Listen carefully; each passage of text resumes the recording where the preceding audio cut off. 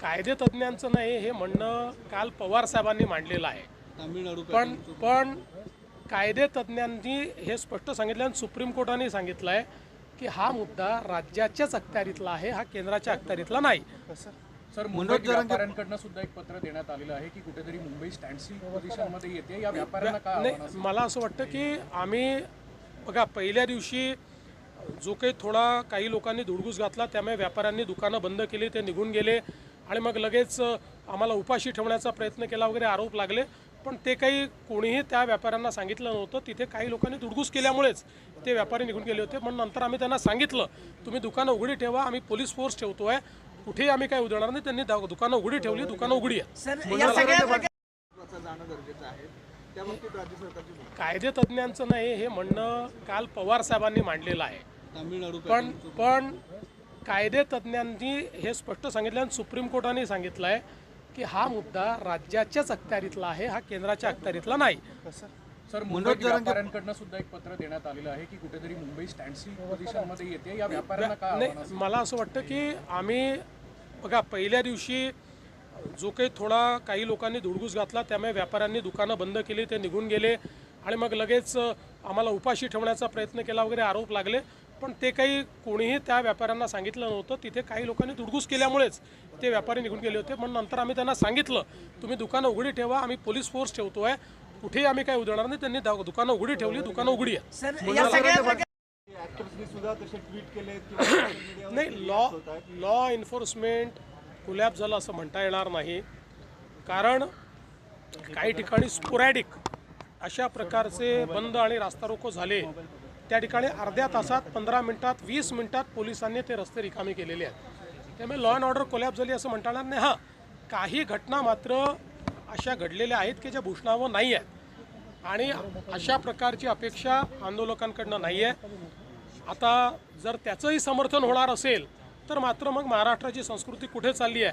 आपण छत्रपती शिवरायांचं नाव सांगणारे लोक आहोत, आपण छत्रपतींचा इतिहास सांगणारे लोक आहोत आणि छत्रपतींचा इतिहास सांगत असताना अशा प्रकारे जर आपण वागलो तर कुठेतरी आपण त्या ठिकाणी छत्रपतींचाही अपमान करतो आहोत का, त्यांच्या संस्कृतीचा अपमान करतो आहोत का, अशा प्रकारचा प्रश्न आहे।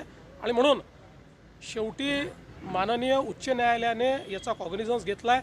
सरकारचा प्रयत्न असतो की सामंजस्याने गोष्टी झाल्या पाहिजेत, त्यामुळे सरकार सामंजस्याची भूमिका घेते। पण एकदा कोर्टाने कडक आदेश दिल्यानंतर मात्र प्रशासन आता ज्या प्रकारची कारवाई केली पाहिजे ती प्रशासनाला करावीच लागेल। सर, याच्या संदर्भात असं आहे की आजही त्या ठिकाणी विखे पाटील साहेबांनी सांगितलं की तुमचं काही शिष्टमंडळ असेल, चर्चा करणारे लोक असतील, चर्चा करायची कोणाशी? माईकवर चर्चा करा, अशी चर्चा होते का मला सांगा? तरी आम्ही आपलं त्यांच्याकडनं काही आलं तर आम्ही त्याच्यावर प्रयत्न करतो। त्यांनी एक निवेदन दिलं आहे, त्या निवेदनातनं काय मार्ग निघू शकतो ते आम्ही बघतो। कारण शेवटी सरकारला त्या ठिकाणी कुठली आडमुठेपणाची भूमिका घेता येत नाही। सरकार कधीही कुठला इगो धरत नाही, त्याच्यामुळे त्यातनंही जो काही मार्ग काढता येईल तो काढतो आहे। जर चर्चेला कोणी समोर आलं तर लवकर येईल। सर, दाखवलं तुमचं भाषणाचा मराठा आरक्षणासंदर्भातला आणि त्या संदर्भात सरकार कुठेही चर्चा करताना दिसत नाही सगळ्या आंदोलकांची। पहिल्यांदा तर असं आहे की माझी सुप्रियाताई सहित सगळ्यांना विनंती आहे की अशा प्रकारच्या सामाजिक प्रश्नावर राजकीय पोळी भाजणं हे बंद केलं पाहिजे, कारण त्यातनं आपलंच तोंड पोळतं। आणि दुसरं महत्त्वाचं हे लक्षात ठेवा की खरं तर हा त्यांनी स्वतःला विचारला पाहिजे प्रश्न की मराठा समाजाचे प्रश्न इतके का चिघळले आणि त्याच्यावर सोल्युशन काढलं कोणी? त्यांच्या काळात निघालं का सोल्युशन? काढलं का त्यांनी? उलट मध्ये पुन्हा 2.5 वर्षाचं सरकार होतं त्यावेळी तर एकही निर्णय मराठा समाजाच्या बाजूने त्यांनी घेतले नाहीत। जे निर्णय झाले मी घेतले, शिंदे साहेबांनी घेतले, आता पुन्हा आमचं सरकार त्या ठिकाणी घेत आहे। त्यामुळे मला असं वाटतं की आपली राजकीय पोळी भासणं त्यांनी बंद केलं पाहिजे। सर, साऊथ मुंबईच्या करा अशा पद्धतीचे कोर्टाचे आदेश आहेत आणि इतर ठिकाणी आंदोलन होणार नाही याची देखील काळजी घेण्याचं मला असं वाटतं। मी प्रवासात असल्यामुळे कोर्टाने नेमकं काय म्हटलं आहे ते मी ऐकलेलं नाही, पण कोर्टाने मला जे समजलं त्यात हेच सांगितलेलं आहे की जी काही परवानगी होती ती परवानगी काही अटी शर्तींचा होती, त्याचं उल्लंघन झालेलं आहे आणि विशेषतः रस्त्यावर जे काही गोष्टी चाललेल्या आहेत त्या संदर्भात कोर्टाने प्रचंड नाराजी व्यक्त केलेली आहे आणि काही निर्देश हे दिलेले आहेत. जे काही कोर्टाचे निर्देश आहेत ते पालन करणं हे प्रशासनाला क्रमप्राप्त आहे. प्रशासन कोर्टाच्या निर्देशाचं उचित पालन करेल. सर बैठकीत काय झालं? काय नेमकं बैठकीत काय चर्चा झाली किंवा थांबा एक मिनिट, बैठकीत काय झालं? बैठकीमध्ये आम्ही सगळ्या लिगल ऑप्शन्सचा विचार केला. त्याच्यानंतर काही त्या ठिकाणी जे काही मार्ग काढता येतील ते मार्ग काढत असताना कायदेशीररित्या ते कोर्टात कसे टिकू शकतील या संदर्भातली काही चर्चा झालेली आहे. त्यातली काही माहिती अधिकची मागवलेली आहे. ती माहिती आल्यानंतर पुन्हा एकदा आम्ही बसलो होतो आणि या संदर्भात एकदा जे काही मार्ग आपल्याला काढायचे आहेत हे जर कायदेशीर मार्ग काही जर त्यातनं शक्य असतील तर ते काढण्याची आमची मानसिकता आहे. त्याच्यावरच आमचं वर्किंग चाललेलं आहे. पत्रकारांवर देखील हल्ले झालेत. खरं तर आम्ही मुंबईतल्या असोसिएशनने पत्र देखील लिहिले की हे सगळं चुकीचं आहे. महिला पत्रकारांवर विनयभंग करण्याचा प्रकार देखील घडला. मला असं वाटतं की हे अतिशय चुकीचं आहे.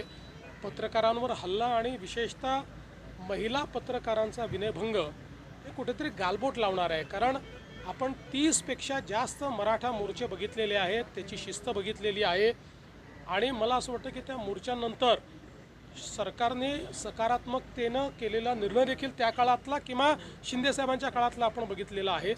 त्यामुळे अशा प्रकारे शेवटी पत्रकार असतील किंवा विशेषतः महिला पत्रकार हे आपलं काम करत असतात, त्या ठिकाणी रिपोर्टिंग करत असतात, किंबहुना लोकशाहीमध्ये तुमची भावनाच पोचवण्याचा प्रयत्न करत असतात. अशावेळी त्यांच्यावर असा हल्ला होणं हे बिलकुल महाराष्ट्राच्या एकूण संस्कृतीला शोभणारं नाही, अतिशय अशोभनीय आहे आणि याचा सगळ्या स्तरावर निषेध झालाच पाहिजे.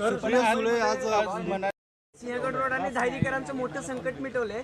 काय भावना आहेत? आज लय फास्ट दौरा होते तुमचा. मला असं वाटतं की अतिशय महत्त्वाचा असा पूल आहे. 2.5 किलोमीटरचा लांब अशा प्रकारचा पूल आहे.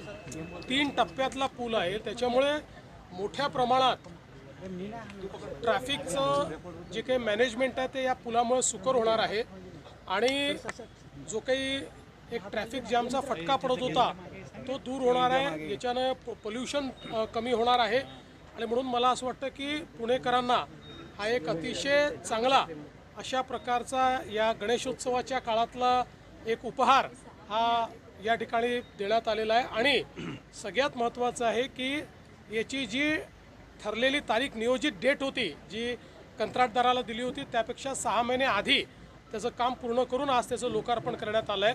दुसरं आपण ज्या ठिकाणी आहोत हा फुटब्रिज जो आहे हा देखील एक अतिशय सुंदर अशा प्रकारचा फुटब्रिज तयार झालेला आहे. पेठांमधले जे काही आमचे मेट्रोचे सगळे ट्रॅव्हलर्स आहेत त्यांच्याकरता तर अतिशय चांगल्या पद्धतीनं ही कनेक्टिव्हिटी तयार झालेली आहे.